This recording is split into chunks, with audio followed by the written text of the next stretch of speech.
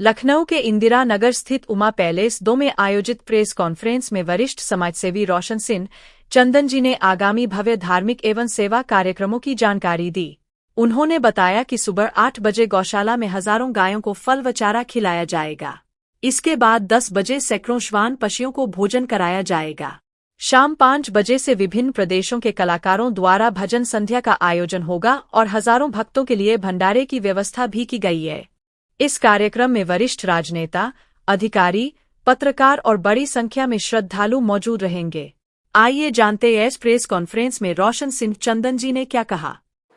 मेरा नाम रोशन सिंह चंदन है।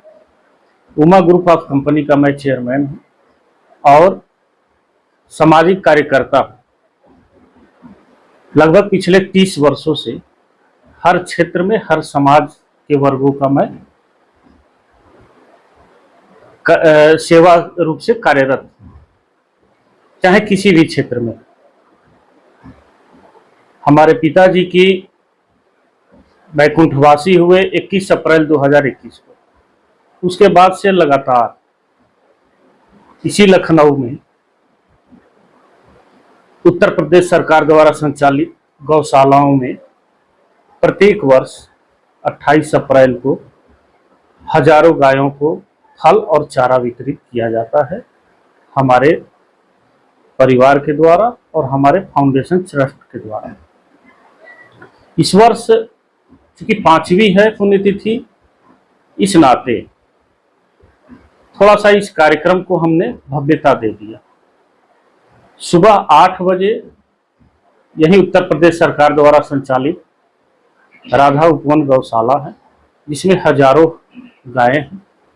उन गायों को हमारे परिवार द्वारा, हमारे फाउंडेशन द्वारा, हमारी कंपनी के द्वारा तथा विभिन्न राजनीतिक दलों के वरिष्ठ नेतागण, पूर्व मंत्रीगण और पूर्व प्रशासनिक अधिकारी तथा वरिष्ठ पत्रकार गणों के सहित हम लोग जो है यही राधा उपवन गौशाला में गायों को फल और चारा खिलाएंगे।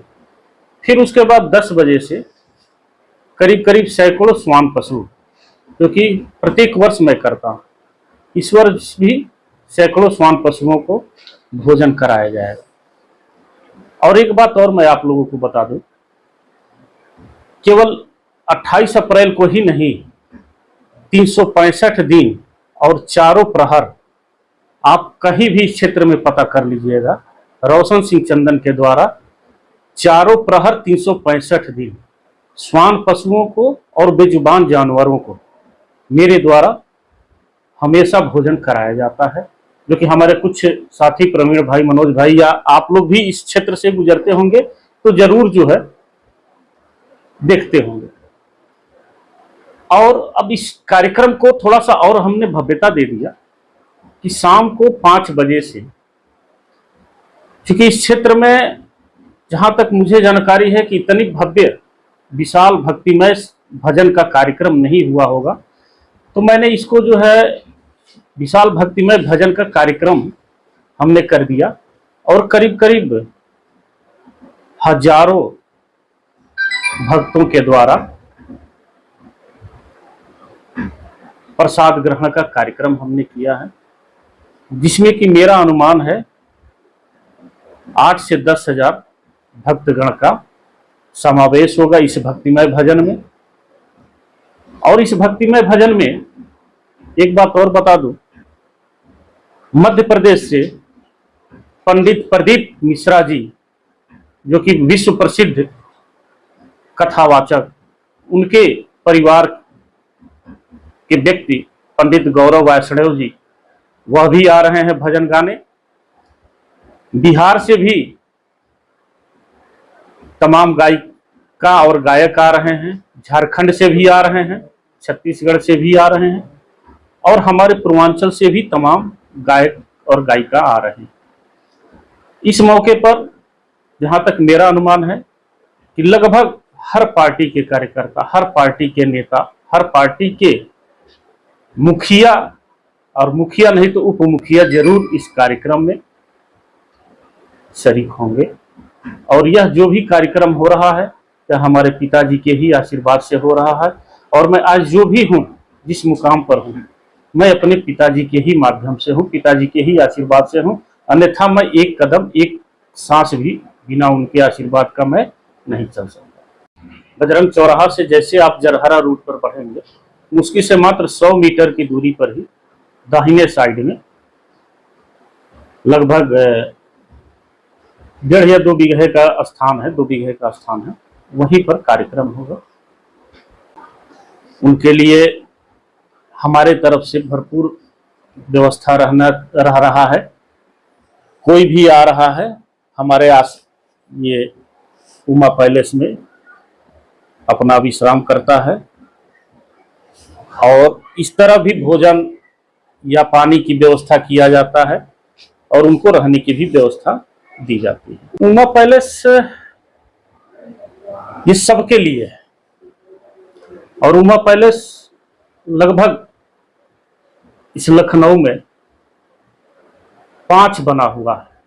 उमा पैलेस 1, 2, 3, 4, हाँ, और उसके बाद करीब करीब 1 दर्जन उमा पैलेस के ही नाम से इस लखनऊ के हर कोने में निर्माणाधीन है, जो कि अगले साल तक वह भी, और ये जो भी चीजें हैं हमारे पिताजी के ही आशीर्वाद से। देखिए, ये हमारे पिताजी का ही आशीर्वाद है, पिताजी से ही मैंने सीखा है। पिताजी हमारे बचपन से ही, क्योंकि जब हम पैदा हुए तब से मैं देखा पिताजी जानवरों के लिए, बेजुबान जानवरों के लिए, असहाय व्यक्तियों के लिए, गरीबों के लिए हमेशा नंगे पांव और हर स्तर से उनकी मदद करते रहते थे। पिताजी के यहाँ कोई भी व्यक्ति, कोई भी जानवर यदि आ गया तो बिना खाली जो है, बिना कुछ पाए खाली हाथ नहीं लौटता। उन्हीं के वजह से हमने, उनकी प्रेरणा से ये हम सोचे कि तमाम लोग जो है करते हैं। देखिए, मनुष्य जीवन जो है, मनुष्य कहीं ना कहीं किसी से न किसी से मांग कर कुछ खा पी लेगा, लेकिन बेजुबान जानवर तो किससे मांगेंगे? किसी से कुछ कहेंगे भी जाकर तो आम जनता, हम ही लोग जो है उसको दुत्कार देते हैं। और उस चीज भावना को मैं समझा। आज हमारे जितने भी मकान हैं, उन मकानों पर या जितने भी हमारी जमीनें हैं, जाइएगा देखिएगा, पक्षियों के लिए अलग, पशुओं के लिए अलग व्यवस्था किया गया है पानी पीने के लिए।